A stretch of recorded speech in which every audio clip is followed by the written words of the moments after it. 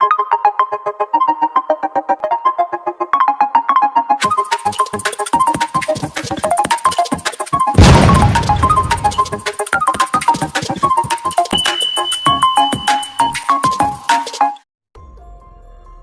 दोस्तों, आप लोगों का बहुत बहुत स्वागत है अपने इस कार्टूनी दुनिया में। अगर आपने अभी तक अपने घर का सारा काम कर लिया है तभी यह कहानी देखने के लिए बैठे, क्योंकि आज का ये कहानी बहुत ही मज़ेदार व डरावना होने वाला है। तो अपने अपने कंबल में आके बैठ जाएं और इस कहानी को धैर्यपूर्वक सुने। ये कहानी है एक छात्रावास की, जिसका नाम है दरवाजे। शहर के बीचों बीच एक पुरानी छात्रावास इमारत थी। उसका नाम था ब्लॉक सी। इस इमारत की एक अजीब बात थी। यहाँ दरवाजे रात में अपनी जगह बदल लेते थे। पहले लोगों ने इसे अफवाह समझा, फिर छात्र गायब होने लगे। इस छात्रावास के कुछ नियम थे। ब्लॉक सी में रहने वालों को केवल 3 नियम बताए जाते थे। रात 12 बजे के बाद अगर किसी दरवाजे पर दस्तक हो तो दरवाज़ा मत खोलना। यदि दरवाज़ा अपने आप खुल जाए, अंदर झांकना मत। सुबह उठकर यदि दरवाज़ा बदला हुआ लगे, उस कमरे में दोबारा मत जाना। इन नियमों का कारण कोई नहीं बताता था, बस सब इतना जानते थे कि ये 3 नियम हैं छात्रावास के। आरव एक नया छात्र था। तर्कशील, व्यवहारिक।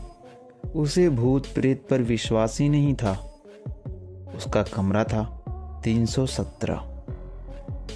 पहली रात सामान्य रही, दूसरी रात भी सामान्य रही, तीसरी रात 12:07। घड़ी का आवाज, ठक ठक। आरव की आंख खुल गई। बोला, कौन है? कौन है? लेकिन वहां से कोई उत्तर नहीं। फिर धीरे से आवाज आई, दरवाजा खोल, मैं ही हूं। पहली भूल। आरव ने झरोखे से देखा। बाहर कोई नहीं था, लेकिन उसने देखा कि दरवाजे के बाहर उसके ही जूते रखे हुए थे, जो उसने सोने से पहले कमरे में उतारे थे। उसका गला सूख गया। दरवाजा अपने आप खुल गया। दूसरी ओर बाहर कोई गलियारा नहीं था। वहां एक और कमरा था, बिल्कुल उसके कमरे जैसा। बिस्तर, मेज, बैग और कुर्सी पर आरव बैठा था, लेकिन उसका चेहरा नहीं था, केवल गहरा अंधकार था, मानो किसी ने चेहरा मिटा दिया हो। वह खड़ा हुआ और बोला, मैं यहाँ फंस गया हूँ, अब तुम्हारी बारी है। मैं यहाँ फंस गया हूँ, अब तुम्हारी बारी है। आरव के कानों में ये आवाज़ गूंजने लगता है। सुबह होता है। सुबह ब्लॉक सी में हड़कंप मच गया। कमरा नंबर 317 बंद था। दरवाज़ा तोड़कर खोला गया था।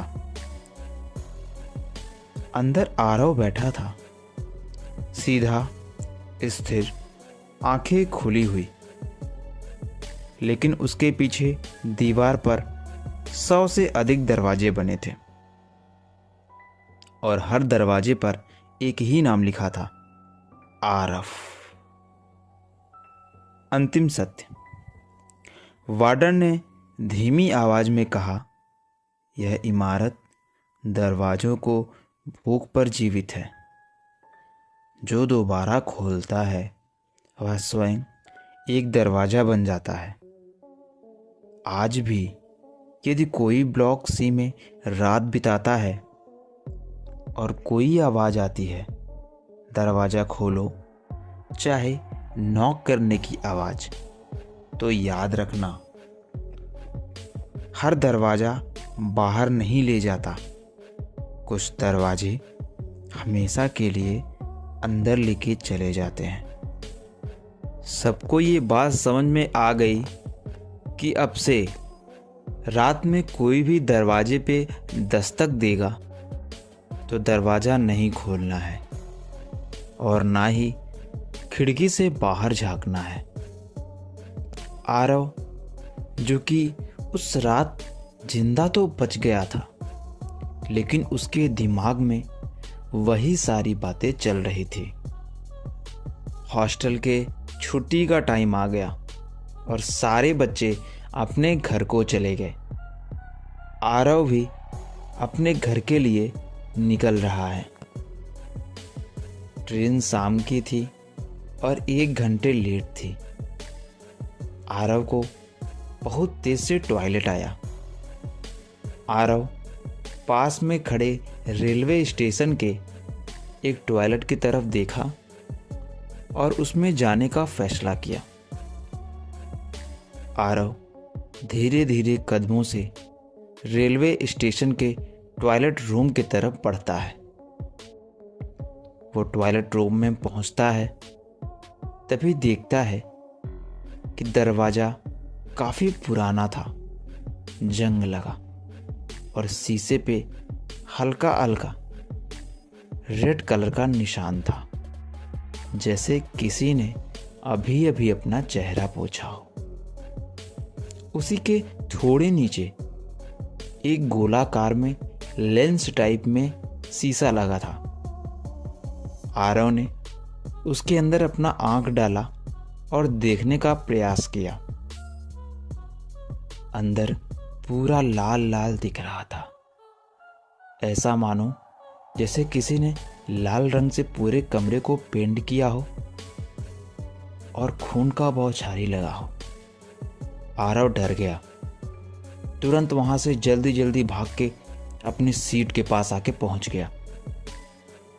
तभी उसके पीछे से एक बुजुर्ग इंसान आता है। वो उसके पास बैठता है और आरव से पूछता है, क्या हुआ बेटे, तुम इतना डरे हुए क्यों हो? ठंडी के महीने में तुम्हारे चेहरे से पसीना, क्या बात है? आरव उस बुजुर्ग को रेलवे स्टेशन की सारी घटना बताता है। बुजुर्ग बोलता है, अरे बेटा, तुमने अच्छा किया कि जल्दी से वहां से भाग गए, वरना वहां से भाग नहीं पाते। आरव, लेकिन दादाजी, उसमें ऐसा क्या था कि अंदर सब कुछ लाल लाल दिख रहा था? दादाजी बोलते हैं,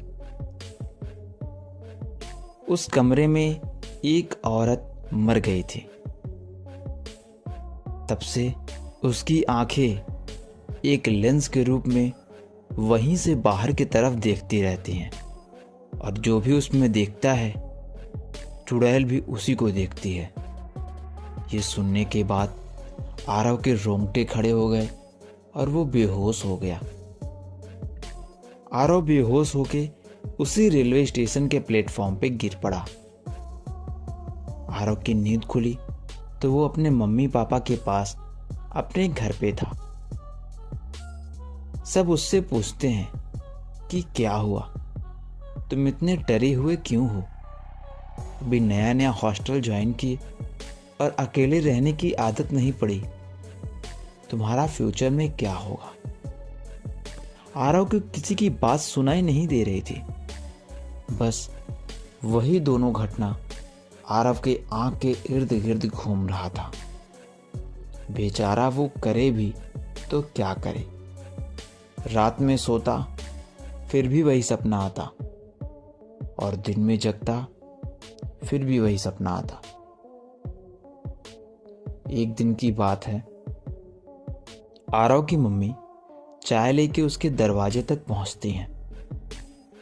दरवाज़ा नॉक होता है, लेकिन कोई रिस्पॉन्स नहीं आता। अंदर से आरव की आवाज़ नहीं सुनाई दे रही थी। उसकी मम्मी ने जब दरवाज़ा तोड़ने को कहा, तब उसके पापा ने दरवाज़ा तोड़ के अंदर एंट्री लिया। लेकिन अंदर इन लोगों ने जो भी देखा वो डराने वाला था। आरव नहीं था, बस एक लेटर पड़ा था कि आरव कभी यहाँ आया ही नहीं। आगे की कहानी अभी भी रहस्यमयी ही है कि आखिर आरव कहाँ गया। क्या आरव उसी समय चुड़ैल के वश में चला गया था जब उसने रेलवे प्लेटफॉर्म के अंदर वॉशरूम में उसकी आंखों को देखा था? फिर उसके घर तक कौन आया था? क्या वही बुजुर्ग जो आरव को समझा रहा था वो एक चुड़ैल था जो आरव को लेके हमेशा के लिए चला गया? ये कहानी यहीं पे समाप्त होती है। अब हम चलते हैं दूसरी कहानी की तरफ। पीपल वाले बगीचे का श्राप। ये कहानी एक गांव की है। गांव का नाम था बेलापुर। गांव के बाहर कच्ची सड़क, उसके पार फैला हुआ था एक पुराना बागीचा। कभी यह बागीचा हरा भरा हुआ करता था, लेकिन अब वहाँ अजीब सी खामोशी रहती थी। सबसे डरावनी चीज़ थी बीचों बीच खड़ा सदियों पुराना पीपल का एक पुराना पेड़। दिन में भी उस पेड़ की छाया ठंडी नहीं बल्कि भारी लगती थी, और रात को तो मानो बगीचा सांस लेने लगता था। गांव के लोग कहते थे पीपल के नीचे मत बैठना, वह सुनता है और याद रखता है। सालों पहले उसी बगीचे में एक लड़की चंपा रहती थी। वह हर शाम पीपल के नीचे दिया जलाने आती थी। एक रात वह गई पर वापस नहीं लौटी। उसके बाद से बगीचा मनहूस हो गया। शहर से आया लड़का रोहित, जो शहर में पढ़ता था, गर्मियों की छुट्टियों में गांव आया। उसे इन कहानियों पर हंसी आती थी। डर फैलाने की पुरानी आदत है, वह कहता था कि लोग भ्रमित रहते हैं, डर फैलाते हैं, भूत वूत कुछ नहीं होता है, ये सब कहने की बातें होती हैं। भाई शहरी लड़का, कंप्यूटर में पढ़ा लिखा, वो कहाँ इन बातों को माने। एक रात गांव में बिजली चली गई। चारों ओर अंधेरा ही अंधेरा था। तभी रोहित ने देखा बागीचे की तरफ हल्की रोशनी थी और हल्का हल्का हवा चल रहा था। इतनी रात वहां कौन?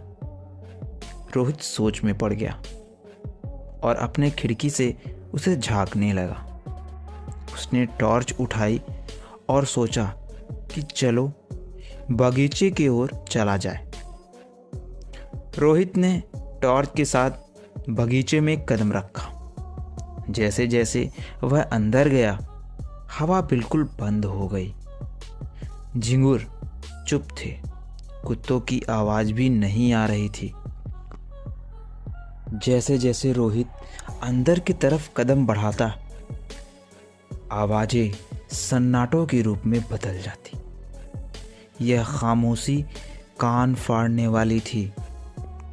पीपल के नीचे, पीपल के पास पहुंचते ही टॉर्च झपटकर बुझ गई। उसी पल किसी ने उसके कान के पास फुसफुसाया, आ गए तुम, आ गए तुम। रोहित का पूरा शरीर सुन्न हो गया, मानो वह अभी बेहोश हो जाएगा। उसने पीछे मुड़कर देखा, वहां कोई नहीं था। वही सन्नाटा था। बस एक ही आवाज उसके कान में गूंज रही थी, आ गए तुम। लेकिन जमीन पर पीपल की जड़ें हिल रही थी, मानो वो अभी उखड़ जाएंगी।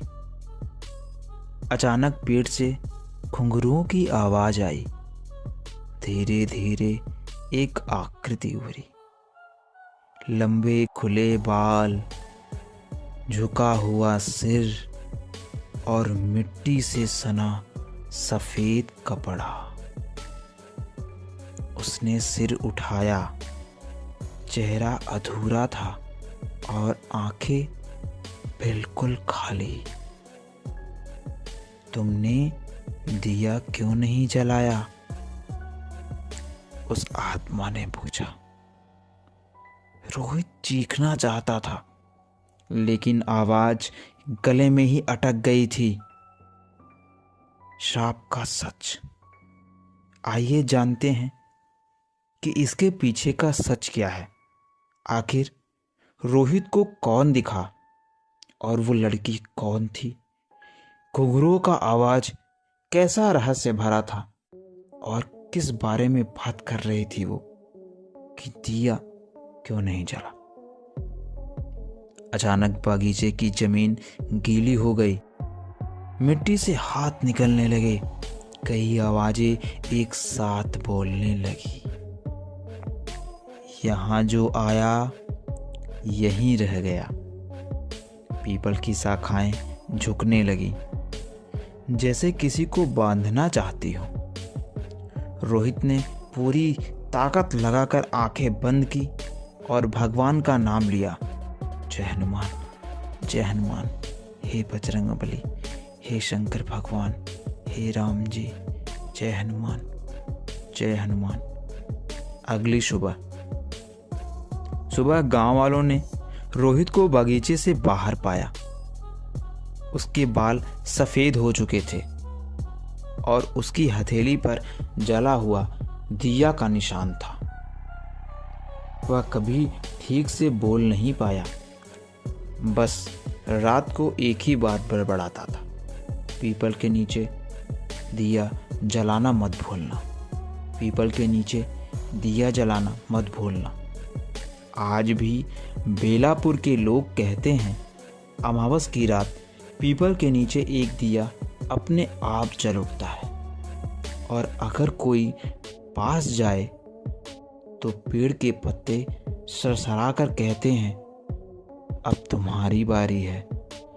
ये कहानी यहीं पर समाप्त होती है। अब हम आपको तीसरे कहानी की ओर ले चलते हैं, जिसका नाम है काली नदी के उस पार। भाग 1, बुलावा। गांव का नाम था शरायपुर। यह गांव नक्शे में मुश्किल से मिलता था, लेकिन आसपास के इलाकों में इसे एक ही वजह से जाना जाता था, काली नदी। नदी चौड़ी नहीं थी, पर उसकी गहराई का किसी को अंदाजा नहीं था। दिन में उसका पानी भी काला दिखता था और रात में तो लगता था जैसे नदी में अंधेरा बह रहा हो। गांव के लोग कहते थे, सूरज ढलने के बाद काली नदी के उस पार मत जाना। कोई वजह नहीं बताते थे, बस इतना ही। पुराना पुल। काली नदी पर एक लकड़ी का पुल था, इतना पुराना कि हर कदम पर चर्र चर्र की आवाज आती थी। पुल के नीचे बहता पानी कभी आवाज करता, कभी अचानक बिल्कुल चुप हो जाता था। सबसे अजीब बात तो यह थी, पुल के बीचों बीच खड़े होकर अगर नीचे देखो तो पानी में अपनी परछाई तक नहीं दिखती थी। गांव के बच्चे इसे मजाक समझते थे, पर बड़े बड़े उस पुल के पास कभी नहीं जाते थे। शहर से आए 4 लोग। एक शाम 4 दोस्त सरायपुर पहुंचे। अर्जुन, नीलम, कबीर और शिया। वे लोग शहर से आए थे रिसर्च के लिए। उन्हें लोक कथाओं पर काम करना था। अर्जुन ने गांव के चाय वाले से पूछा, यह काली नदी वाली बात क्या है? चाय वाले का हाथ कांप गया। उसने धीरे से कहा, रात होने से पहले यहाँ से चले जाना बाबू। नीलम हंस पड़ी। डर की कहानियां हर गांव में होती हैं चाचा। चाय वाला कुछ नहीं बोला, बस नदी की तरफ देखा और मुंह फेर लिया। पहला संकेत। रात को चारों लोग गांव के पुराने स्कूल में रुके थे। बाहर हवा चल रही थी, लेकिन पेड़ हिल नहीं रहे थे।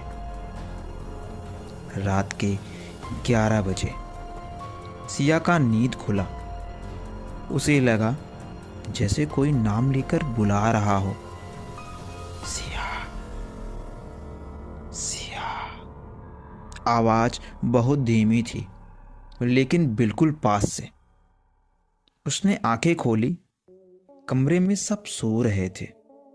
तभी खिड़की से बाहर से नदी के पानी के बहने की आवाज आई, जबकि नदी यहां से काफी दूर थी। अर्जुन भी जाग चुका था। उसने फुसफुसाहट कहा, तुमने भी सुना? नीलम उठकर बैठ गई। किसी के चलने की आवाज थी। तभी बाहर से एक और आवाज आई, इस बार साफ। इधर आओ, इधर आओ। आवाज कई लोगों की नहीं थी, एक ही आवाज थी, पर उसमें जैसे कई सांसें घुली हुई थी। कबीर ने दरवाजे की तरफ देखा। दरवाजा अपने आप धीरे धीरे खुलने लगा। बाहर अंधेरा नहीं था, बाहर पानी जैसा काला साया खड़ा था। और यहीं से शुरू होता है असली डर, क्योंकि जो कोई भी काली नदी के बुलावे पर जाता है, वह या तो बदल कर लौटता है या फिर कभी नहीं लौटता। ये था भाग 1। अब हम लोग भाग 2 की कहानी सुनते हैं। तब तक के लिए अगर आपने चैनल को अभी तक सब्सक्राइब नहीं किया है तो फटाफट से सब्सक्राइब जरूर कर लीजिए और बेल आइकन को प्रेस कर दीजिए, ताकि ऐसे ही हॉरर और इंटरेस्टिंग स्टोरीज आप तक पहुंचती रहे और अपने इस कार्टूनी दुनिया में आप लोगों को समाहित होना पड़े। चलते हैं भाग 2 की तरफ। काली नदी के उस पार भाग 2, पहला कदम। दरवाजा पूरी तरह खुल चुका था। चारों लोग सांस रोके खड़े थे। बाहर जो खड़ा था वह इंसान नहीं लग रहा था। उसका शरीर पानी जैसा हिल रहा था और उसके भीतर अंधेरा घूम रहा था। सिया के मुंह से बस इतना निकला, ये क्या है? उस साये ने जवाब नहीं दिया, बस धीरे धीरे पीछे हटने लगा, जैसे उन्हें अपने पीछे बुला रहा हो। और फिर वह साया पूरी तरीके से गायब हो जाता है। नदी की ओर। कमरे में सन्नाटा था, कोई कुछ नहीं बोला। अर्जुन ने सबसे पहले अपनी चुप्पी तोड़ी। हम बाहर नहीं जाएंगे, सुबह होते ही गांव छोड़ देंगे। अब हम रिसर्च वगैरह नहीं करेंगे। लोक कथाएं सच में होती हैं। चाय वाला सही बोल रहा था। लेकिन तभी खिड़की के शीशे पर टप टप की आवाज आई, पानी की बूंदें, जबकि बाहर बारिश नहीं हो रही थी। नीलम ने खिड़की से झांका और उसका चेहरा सफेद पड़ गया। नदी, उसने कांपती आवाज में कहा, नदी यहाँ आ गई है, यहाँ तो धाराएं बह रही हैं। सब दौड़कर खिड़की पर पहुंचे। जहां पहले सूखा मैदान था, उन्होंने अपने गाड़ी पार्क किए हुए थे। अब वहां काला पानी फैल चुका था, धीरे धीरे, जैसे जमीन पर रेंग रहा हो और स्कूल की तरफ आ रहा हो। लकड़ी का पुल। कुछ ही देर में चारों लोग अनजाने डर में नदी के किनारे खड़े थे। उन्हें खुद नहीं पता था कि वे कहाँ पहुंचे हैं और कैसे पहुंचे हैं। सामने था वही पुराना लकड़ी का पुल। पुल के उस पार घना अंधेरा था। तभी पुल से आवाज आई, चर चर की, जैसे वो अभी टूट जाएगा। जैसे कोई उस पार से चलता हुआ आ रहा हो। कबीर ने फुसफुसाकर कहा, मैं कसम खाता हूं, मैंने कुछ नहीं देखा, मैंने कुछ देखा है। वो कंफ्यूज था कि उसे क्या बोलना है। डर से उसकी आवाज निकल नहीं रही थी। वो कहना चाहता था कि मैंने कुछ देखा है, फुसफुसा के, धीरे से। अर्जुन ने कान में पूछा, क्या? पानी के अंदर चेहरे। चारों ने नीचे देखा। नदी का पानी हिल रहा था और उसकी सतह पर चेहरे उभरे रहे थे। कुछ बूढ़े, कुछ जवान, कुछ बच्चों जैसे। सबकी आंखें खुली हुई, सबकी निगाहें सीधे उन पर। एक चेहरा अचानक बाकियों से साफ हो गया। वह सिया जैसा दिखता था। सिया पीछे हट गई। ये मैं नहीं हूं, ये मैं नहीं हूं, बोलने लगी। लेकिन पानी से आवाज आई, हम वही हैं जो इस नदी को पार कर गए। पहला पार।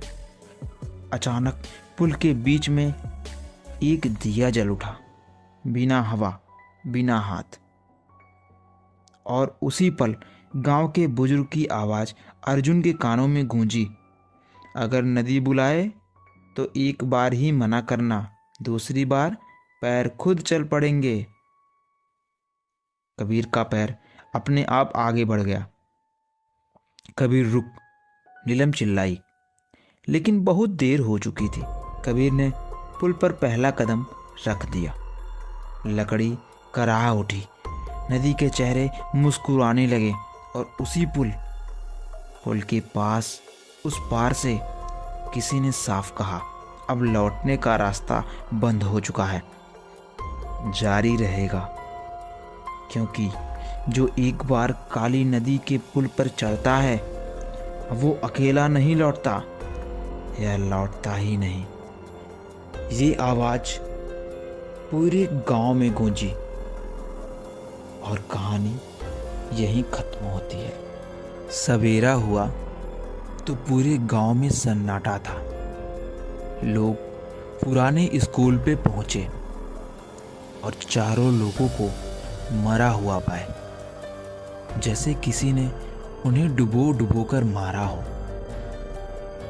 और सारे गांव वाले सन्न हो गए। चाय वाला बोला, मैं पहले ही मना कर रहा था कि यहां से चले जाओ, नदी के बारे में मत पूछो। लेकिन ये सब ठहरे शहरी आदमी किसी की बात नहीं सुनी। और देखो आज अंजाम क्या हुआ। नदी ने इन्हें अपने पास बुला लिया। आशा करता हूं कहानी आप लोगों को जरूर पसंद आई होगी।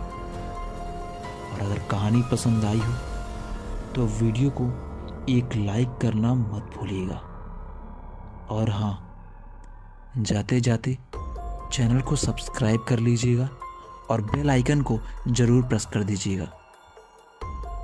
मिलते हैं किसी नए स्टोरी के साथ।